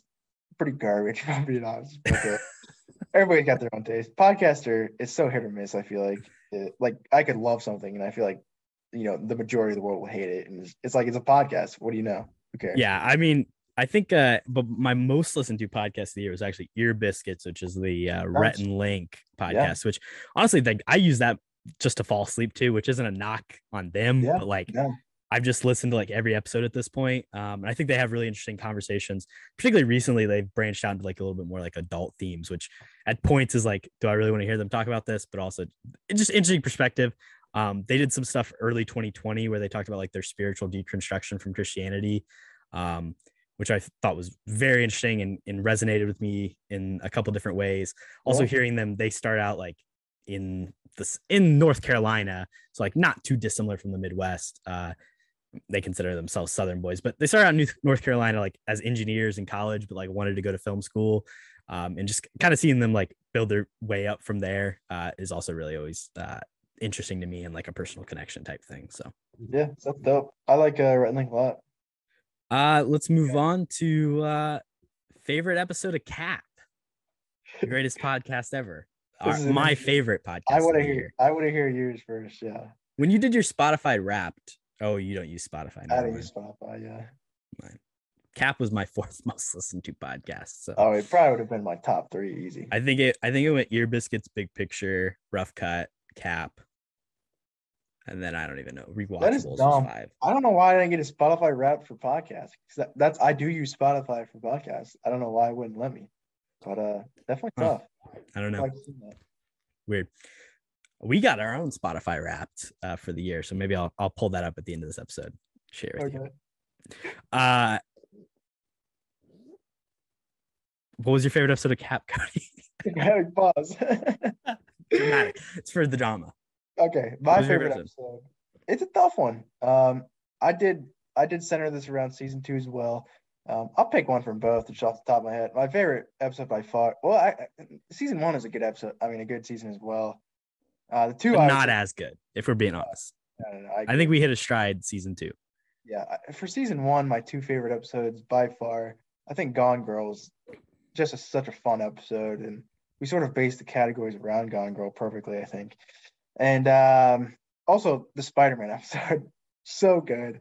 I think we ripped that movie to shreds, and yeah, a fun episode to just talk about in general. But my favorite episode of all time here, I think it's the Interstellar episode. Another movie we just beat the crap out of, and Aiden was on, which is it's just funny as well because we kind of made his favorite movie not that much his favorite movie anymore. I think we kind of beat it to a pulp, and he was kind of like, yeah, he brought his rating down a bunch at the end, and I thought that was really fun. I think our chemistry with Aiden in that particular episode is probably my favorite we've had with a guest. I think it was just good content overall. Yeah. And yeah, I think also, and I think it works because Aiden was a true listener of the show. He lived and breathed KHAP, so shout out to him. He's a big capper. But yeah, also I think all 3 of us had very different views on that movie, and I think that makes great content. The Last Jedi was another good episode, in my opinion, just because like we have such differing views on that, and I feel like we don't get that super often, and I think that's always good content. But yeah, I'm going Interstellar, the best KHAP episode. What do you think? Yeah, that is a pretty good one. 2 of my maybe it's a recency bias thing, but I think both of our Spider-Man episodes this season have been really good. I think Amazing Spider-Man 2 and No Way Home. I think it's because we just let ourselves go off the track a little bit more and just have more fun with episodes on a structure, a little bit more free flowing, really get a chance to talk about things and make jokes. I think those are our best episodes where it's sometimes National Treasure, that first episode we have back. I'm just a little stiff. I don't really want to do I don't want to talk about National Treasure. Those episodes where it's we're both really into the movie and are there for it. I think those are the best ones. That's why Interstellar works, like you said. The No Way Home episode was a very good one as well, I think. Yeah. That's one of our top ones, I think. Yeah, absolutely. Recency bias be damned, yeah. But no. I think our Oscar prediction show was pretty fun. I think from a concept thing. That was a great episode too. I think Carter was the perfect guest to have on for that episode, especially. I love Carter. And I think it could have been a better episode is the only reason why I can't say maybe it's my favorite. I think we could have done a better job talking about things at certain points, but I think the format I loved a lot, and just overall it was fun. And it'll be good to revisit that later on. That was a good episode.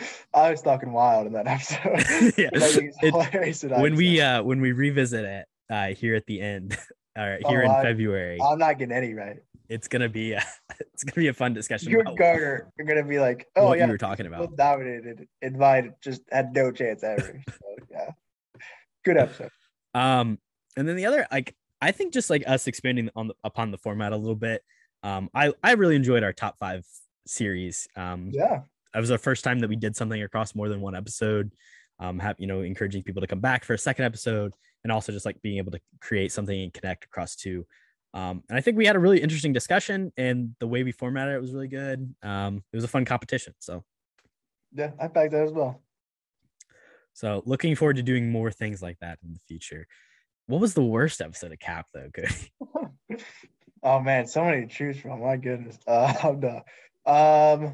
Off the bat, I'd say probably the most recent movie draft, mostly just because Junior was in it. Jake Ross, terrible guest. Never having that guy again. But also because I won the movie draft again. Like, it's just too predictable at this point. Everybody knows I'm gonna win. So what's the point of even doing the movie draft? But yeah, I think we do have some mid-tier episodes. I think I'd say maybe like T2 or Shawshank. But I mean, there's always small episodes. I think even in maybe not as quick or as fun episodes where like we do just have a lot of fun, and I think that's the beauty. That's why I listen to it, just because I make myself laugh, and I think it's fun. And we just say stupid stuff. Like, what's the point if you're not having fun? Like, but yeah, I think we've had a couple pretty strong overall seasons. The second season, pretty good overall. But yeah, if I had to pick one, probably that movies draft, just because Junior's in it. That's funny. I was gonna say the first movie draft because I think Liam wasn't there to carry. I think the second one was better. I think the 2000s was more fun for me. Yeah. There's a little bit more parody. I think Jake was better on that episode. He's definitely better on the first episode. He didn't do too much talking either of them. I don't know what Jake's deal is. He'll talk your ear off, but gets on a mic and dude can't get the dude to speak. Yeah, he's camera shy. He has COVID now, so rip. I got your back, Judy. Fight through it. He's probably gonna die. No. So yeah, I was gonna say the first movies draft from season 1. But I do enjoy the drafts. I think I don't think they're great to listen to. I think they're fun to be a part of, but maybe not the best thing to listen to back. Fair. And but that's what I just always wanted to do one. So if we weren't gonna film it and try and make a couple cents off it, then I was gonna do it by myself without it. So that's true. Without the cameras. I actually don't think our Gone Girl episode's that great. Like, no way, I think it's our worst episode. I love that episode. I think you're full of shit. We're so nervous that we don't quite have it figured out. Like, maybe it's better than the Princess Bride episode, but I just feel like we didn't know what we were doing. We barely talked. I mean, it's our shortest episode for a reason. We barely talked. Yeah. I think the categories are good. I agree with you there. I think they fit the movie well. I think it doesn't fit the Princess Bride at all, actually. I might change my answer to that one. That one's not great. But I maybe it's just nostalgia, but I love that episode. It is our most listened to episode, so I'll have to go re-listen to it. People heard the worst one, evidently. That's why they didn't come back. Makes sense, yeah. That's funny. What is your favorite sports moment of the year? Let's get a little crazy. We never talk sports on KHAP. Totally changing the subject here. Fuck movies. This is a sports podcast. Well, you love Pardon My Take, so tell us about it, Cody. Yeah. What's your take? I got a big spiel here, so I'm a big sports guy. There's a lot of moments to pick in here. It's pretty tough for whole sports here. I got 3 I want to talk about specifically. The first one is more on a personal level for me. The Indy 500 was back in person this year, and I'm a big proponent of the race. Go every year, and it was just awesome to be back at the track, just in general. But it was also one of like better races I think in the past 10 years, which is very sick. Which turn's your favorite? 1, 2, 3, 4.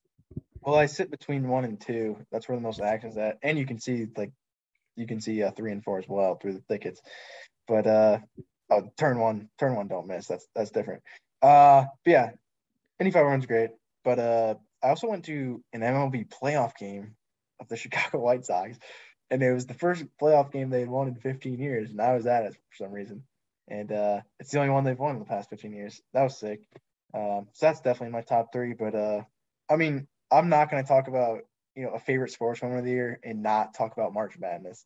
Um, if you don't like March Madness, like stop listening to this podcast. I don't even care, dude. Like you got issues. This tournament this year as well is also the COVID return, obviously, but it wasn't the COVID return because there's nobody in the stands. But I mean, they played a tournament. That's all that effing matters, in my opinion. But yeah, this is an all-time tournament. Just to walk you through it, Oral Roberts first round in Mackey, take down the Buckeyes. Come on, too easy. Max Abmas, you don't miss. You got the Big Ten blowing it. Illinois losing to what's their faces? The Illinois Goons. Whatever. Michigan choking, Purdue choking, classic stuff. But then you have a memorable Final Four. Jalen Suggs banking it against UCLA. I was watching that game with Corbin. I fell on my ass when that happened. I stood up and slipped. Yeah, I fell on my ass. And everybody's laughing at me. Worth it.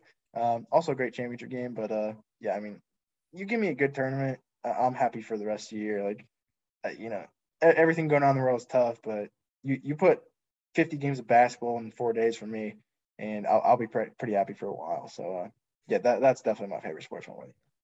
What about Ron Harper Jr. sticking it to number one Purdue? Also, we lost tonight. We didn't even mention that. Oh my god, we're really good, guys. Losing streak incoming, but Big Ten's a little tough this year, I think. Yeah. For me, I got a couple things to mention. I think the number one thing though is going to be just Purdue beating Michigan State, ranked number 5 at home, storming the field again. Really cool way to cap off my senior year after not being able to do sports last year. Freshman year, we obviously beat Ohio State, got to storm the field. Now senior year, taking down another top 5 at Ross-Ade is pretty sick. So yeah, gotta shout that out. Also, this was recent, but I mean New Year's Eve, Bulls Pacers at the whatever the hell the name of the new whatever Banker's Life is called now. Banker's Life. I don't know. Not Banker's Life. I saw the name, but it's some Gainbridge Arena at Gainbridge. DeMar DeRozan off 1 foot, sticking it for the win. Didn't even know how much time there was. Dude who does not hit 28% career free throw or 3-point percentage shooter, taking the last shot, winning the game. Place erupts. Probably more Bulls fans than Pacers fans. Pretty awesome. Shot off one leg too. Yeah, pretty crazy. And they did it the next night too. So shout out to him.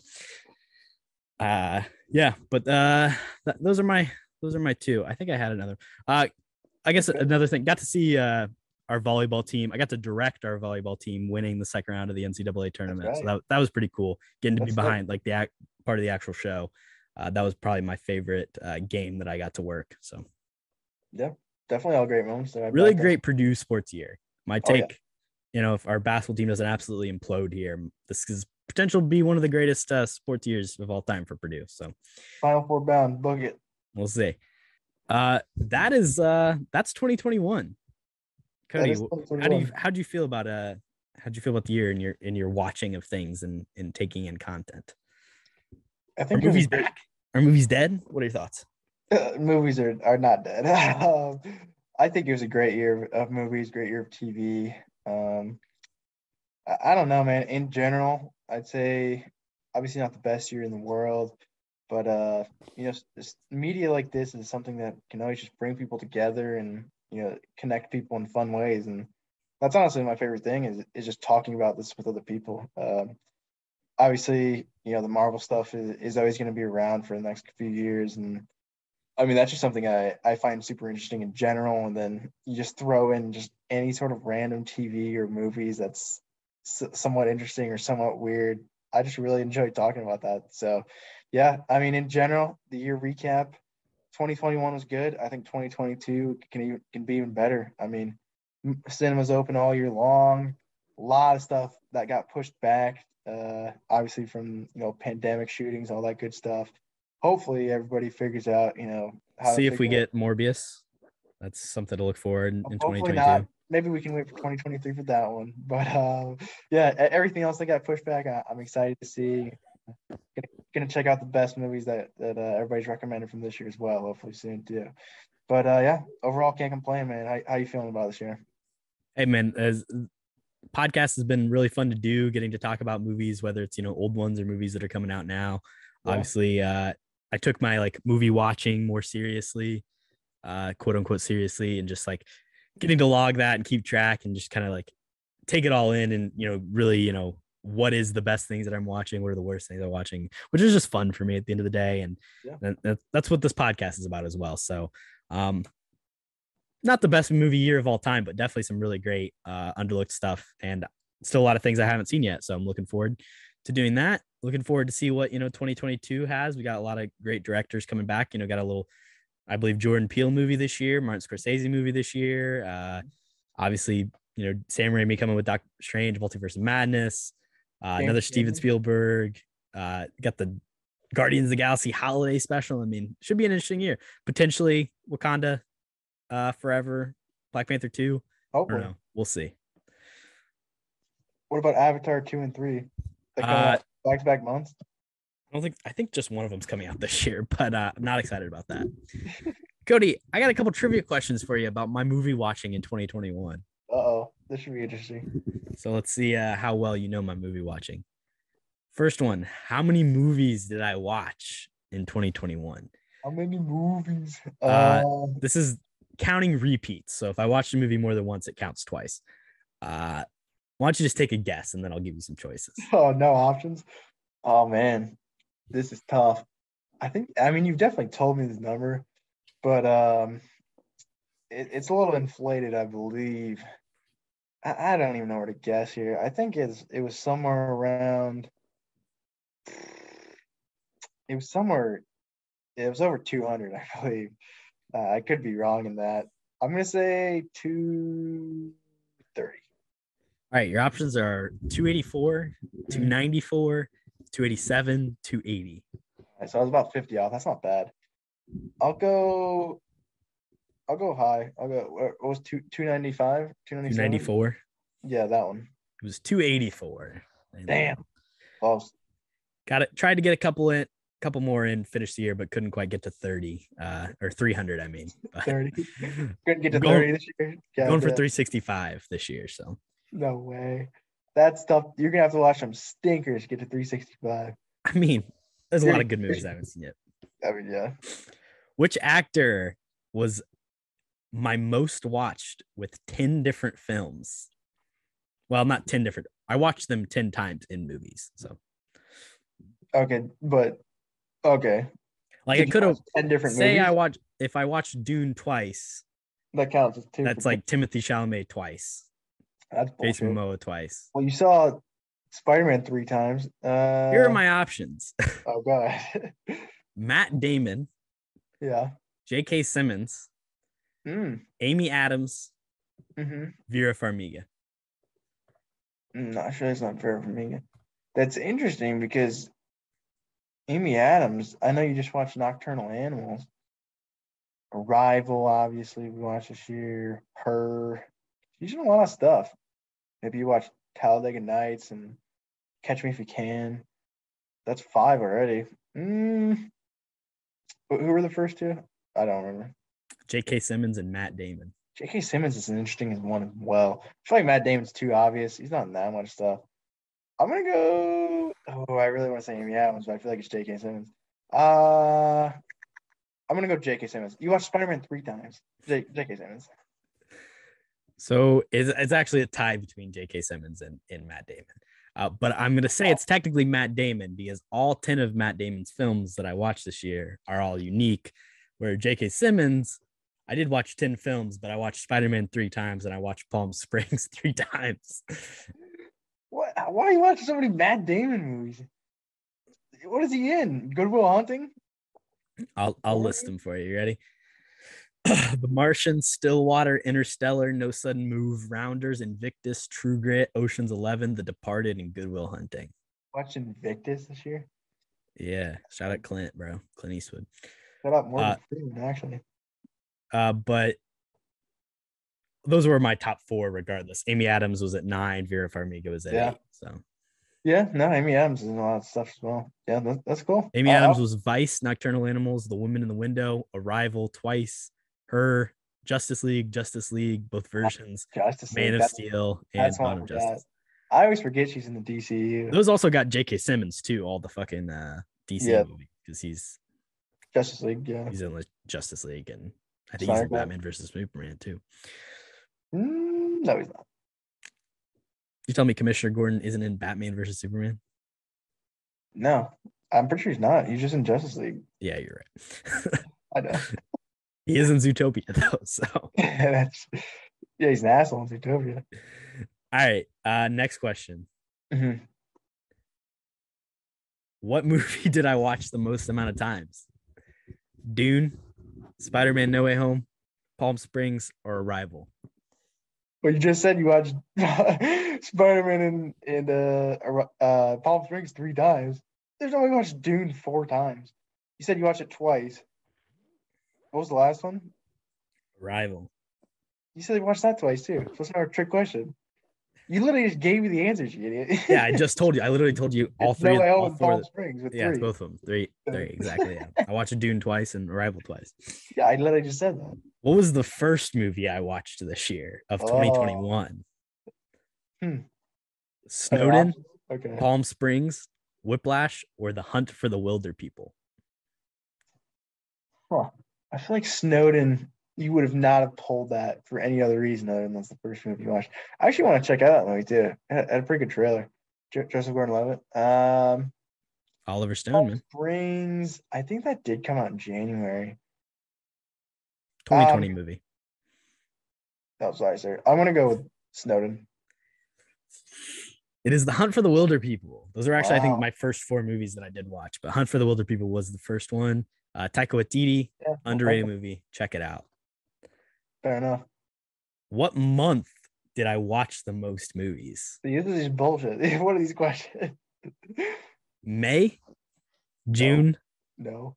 July, No. August. I don't know. I'll say January. It wasn't an option. I'll say June. It was June. I watched 43 movies in the month of June. Too easy. Those January. 4 months were definitely my heaviest 4 months. January was second, though, right? 35 in May, June and 40. No, these were my 4 highest. Yeah, I know. I'm joking. Hey, who was my most watched director? Matt Damon. Zack Snyder, David Fincher, Joel Cohen, Ethan Cohen. This is another bullshit question. I really hope it's not Zack Snyder. He has made a lot of movies, to be fair. Have you watched Watchmen this year? Surely you haven't. I don't know. I mean, you could just say the Coen brothers, but they have made separate movies, I believe. So the winner is has 6 movies. If you have seen 6 Zack Snyder movies, who's the second one? Scorsese? David Fincher. Oh, Fincher. I feel like that's too obvious. I'm gonna go for I'll go Fincher. It is Zack Snyder, unfortunately. That's fucking bullshit. Have you seen Watchmen? My goal is to watch 0 Zack Snyder movies in 2022 to offset this fact. But yeah, I did see Watchmen. Nice. I've seen it before, but I did a well, first of all, I did a little Zack Snyder rewatch in watching Man of Steel, Batman v Superman, and the original Justice League. And that doesn't count. That's Joss Whedon's movie. He's credited as the director. They both credited. That's bullshit. I get that question right. Well, then he ties with David Fincher at 5. Okay, so exactly. Okay. That's not his movie at all. Zack Snyder's Justice League, Watchmen, and then the awful experience of Army of the Dead. Actually, they're all pretty not good experiences, other than Watchmen. I like Watchmen. Yeah. Watchmen still has the weird rape thing in it that I don't particularly love, but yeah, it's definitely weird. It's got some not great moments, but overall it's decent. All right, that's all my questions I have for you, Kody. You did amazing, fantastic work. Per usual. I'm a big trivia guy. Yeah, you really are. Can you believe it? 1 year down, another in our life. We're moving on to 2022. You got any goals for the new year, Kody? Movie watching or otherwise? Movie watching wise, I do want to pick the pace, watch more movies. I've been watching a lot of TV recently, and I figure I like every now and again I just go on a crazy movie binge. Like I just watch like 7 movies in 7 days or something, and I just want to do that more. Like I've just been watching a lot of TV, been watching a lot of Seinfeld, a lot of Sunny in Philadelphia, a lot of Daredevil, a lot of Marvel stuff. Marvel TV is kind of dying down right now, so I think I'll have more time to just watch. I was looking at I was gonna watch La La Land the other day. There's a lot of good stuff on Hulu actually that I wanted to check out. Just like older Oscar movies, basically. Hulu's got some decent movies for sure. Yeah. Hulu and HBO Max, I think, are the best for movies, honestly. Also, Moneyball is just sitting on Netflix, waiting for me to watch it. Yeah, I just watched that like 2 weeks ago. Yeah, I definitely. I mean, I just need to go on like a movie binge, like I said. But I mean, personalized. I mean, sure, everybody's got whatever their goals for the year, but that shit don't last. So I won't bore you guys with it. Corbin, let's hear your New Year's resolutions. I mean, like I said, 365, bro. Like that's the goal. No way. I think I can do it. I definitely can. I'm gonna be a lot less busy this semester than I was last semester or even last spring. I mean, that's the big thing is just when school like starts to creep in and prevents me from being able to watch movies. We'll see what kind of career path I take upon graduation, and that may also affect things. But my brother got me this book. I think I sent you a picture of it. Like 52 movie prompts for 52 weeks. Looks like sick, basically every week there's just a different one. Like week 1 is just watch a best picture winner. Nice. But then like watch a controversial film or watch a silent film or watch a foreign, like just all these different like prompts. And then there's, some different stuff that you can write in there, like a review and star rating. And I'm definitely going to try and stick to that, do all those, have a little special list for it on Letterboxd. So you can kind of check up on my progress on that. Also just want to watch more. I want to watch less movies from 2022 probably and expand more on just like film history, watching a little bit more older. Nice. My movie's definitely skewed post 2000 and I want to try and get, a little pre 2000 and some more just like international cinema in there. So yeah, those are just my general goals for 2022. So I like them. I like them a lot. And continuing on, let's look at this wonderful Spotify Wrapped we have for our podcast. Okay. So 2021 Wrapped is here. We made it through another wild year together. Let's take a look back, and you made it great for your fans. Welcome to Wrapped. Let's go. We had lots of firsts this year. We released our first episode. What was it called? Gone Girl? Season 1 episode Gone Girl. It originally had the word title spoilers, but I removed that because people were being mean to me about it. Getting too toasted. We got our first streams in the United States. Ooh. Oh, where were we streaming before then? No, that was our first stream. It was the United States. Gotcha. So there's 9 listeners that this was the podcast that they listened to the most. So 9 of our fans, we are their favorite podcast. Oh, nice. That's actually dope. Yeah. So shout out those. I thought you're saying we had 9 total viewers. No. We apparently had 3 people who listened to all of our episodes. So fuck yeah. If you're one of those people, slide up in the DMs. You're coming on an episode, dude. You have to. That's loyalty right there. 39% of our fans listened between 11 a.m. and 5 p.m., which apparently is our most popular time, which I thought was interesting. Lunchtime. That's usually what I listen to it. Yeah. Day listening is what we're good at. We released 1,200 minutes of content across 20 episodes. Wow. How many hours is that? Like 20. Makes sense. So yeah, that was our Spotify. We had 20 episodes in 2 countries, apparently. That's sick. Dude, if you have... Which we didn't have 20 episodes. I don't understand that because we had... You were close. We had 11 plus 18. We had like 30 episodes. Yeah, we had 29 episodes. No, this is episode 30. Yeah, if you were one of those 9 people who we were like your number 1 podcast and you haven't been on the show, like actually get on the show immediately because that's ridiculous. If we are like you're listening to us that much, like you just need to be on the show. There's no reason not to be. So I'd say send that shit in immediately to KHAP, to Corbino. Yeah, we do need proof on your Spotify Wrapped. You also say I mean, we'll take your word for it, but I would like some proof as well. Little both ways. But you got to get on the show. There's probably no one listening right now, anyways. No. No, this is a long one too. So yeah, if you are still listening and you're in, that category, you're coming on immediately. You're the next guest, like straight up. So we are having a guest next week. So if you DM us before, if not, then we'll just have the regularly scheduled person. But hey, we'll get Jason on. That's a season 3 episode though, for sure. He's never coming on. There's not enough clout for Jason. Yeah, that's true. We'd have to pay him like $50. Yeah, that dude's rich as hell. Yeah, that dude's hey, bro, you could get us that Cali audience though. Or where is he? Is he living in Cali or is it like Nevada or something? Moving. He's going to Texas. He's a Southern Texas. Boy. He can get us a Texas audience. He'd share, spread the word. They got a lot of people down there, so that'll probably help. But yeah. If you're still listening, props. I mean, this is find a new hobby, probably. Good episode. Decent episode. This is a good episode. Happy New Year, everybody. Little milk here and there, but definitely fun episode. Just fun to look back on the year. And yeah, we can't say it enough. Really appreciate you guys, and we're excited for 2022. Yeah. Never fail to reach out. Give us a rating. Follow us on Letterboxd. Follow us on Instagram. DM Kody if you're eligible female. And stay capping. Stay capping. Peace. Adios.